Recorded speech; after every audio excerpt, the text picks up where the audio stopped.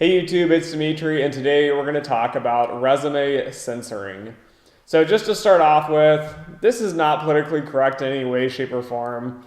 The reason I'm telling you this is because A, it's really helped me out, and B, I recently had a question from a student, and I'll kind of cover, I guess, why.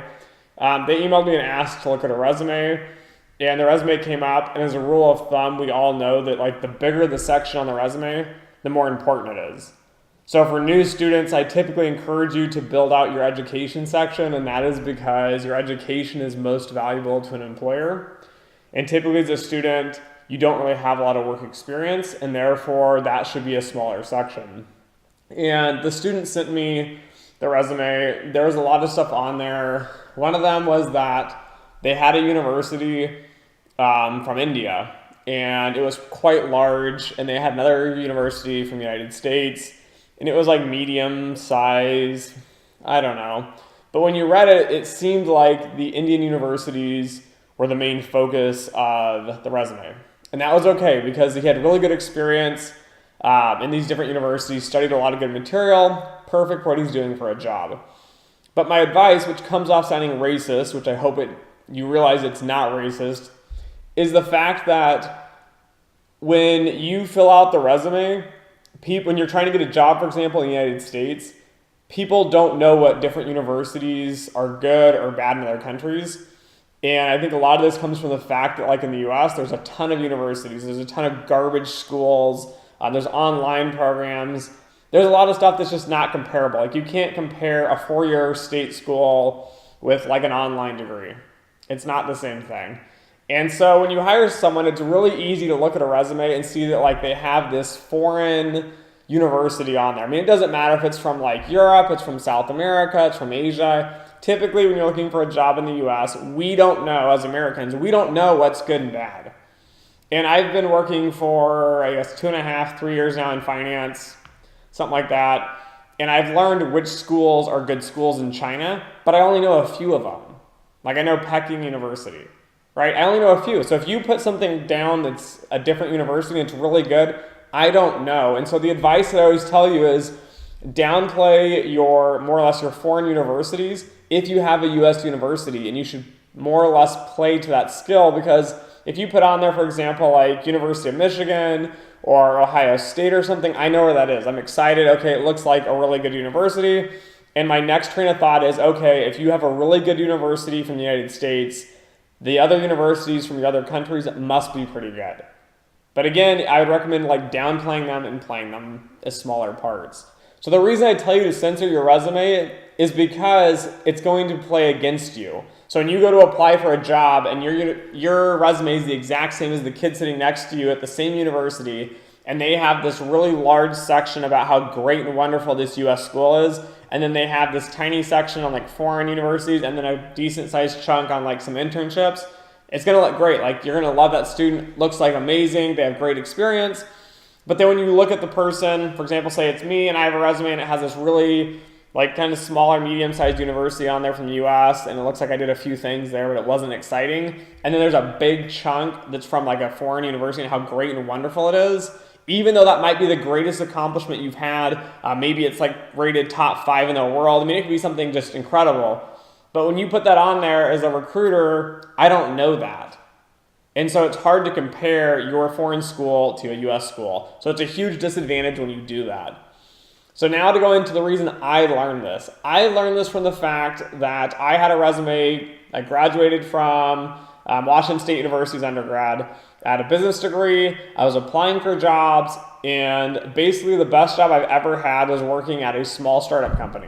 So I worked at this startup company. I worked there for a total of 8 years, and more or less I'd covered everything. It's a small company, did $2 million in revenue, so this isn't like I ran out and started a lawn mowing business or like a consulting business or like something you did on like only a few projects on, and it's like a tiny like company. Our company had 10 investors, had $1.2 million in capital. So I'd done it all, and I wrote it on this resume, and I thought it was amazing, and that was my pride and joy. I had my university at the top, I had my majors, and I had this big section with all these different things I'd done over 6 years worth of work during school. At the end of the day, I basically got no callbacks, nobody wanted me. My classmates were getting interviews, getting jobs, everyone was happy, and I'm stuck more or less with nothing going on.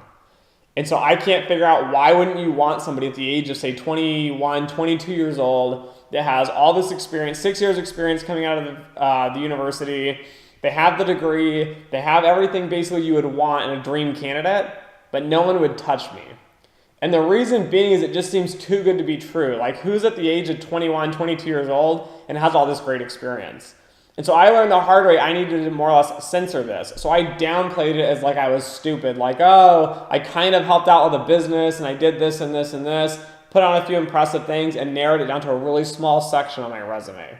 And this was a big kind of hit to my ego because I had accomplished a lot, at least for me, at the age of 21 and 22. I'd managed like 6 or 8 employees for an operations manager. I'd managed a handful of accountants. I've managed other operations managers in different positions. I'd done a lot for this company, my heart and soul went into it, and yet any recruiter in corporate finance didn't like me. So the point of this video is that you need to censor the resume for your audience. So for example, if you're like a prodigy or you're an amazing person, you've done all this stuff at a young age and you put it on your resume and you're getting no feedback, it's probably because people just don't believe you. It could be 100% true. You could be the greatest hire ever out there, but at the end of the day, if you don't have on the resume what they're looking for, they're just not going to look at your resume. They're going to throw it out before the process. They'll interview you during the interview process and think like you're lying, you don't have all this great experience, which was in my case. Or in the fact that you put something on your resume, you make it look big, like it's really important, and maybe that's something that the recruiter or the jobs or the companies don't really want, don't really looking for.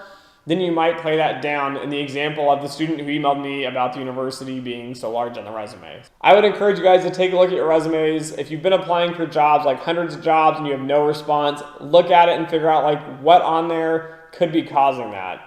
And try to realize from your perspective that what you think is valuable might not be what companies think is valuable. And it always helps to have a friend review your resume and have them ask questions because they aren't you, they haven't been in that situation. So when you write down there like you did X, Y, and Z, the other person's gonna ask like how, why, what's the scenario? And a lot of times we forget that when we write resumes.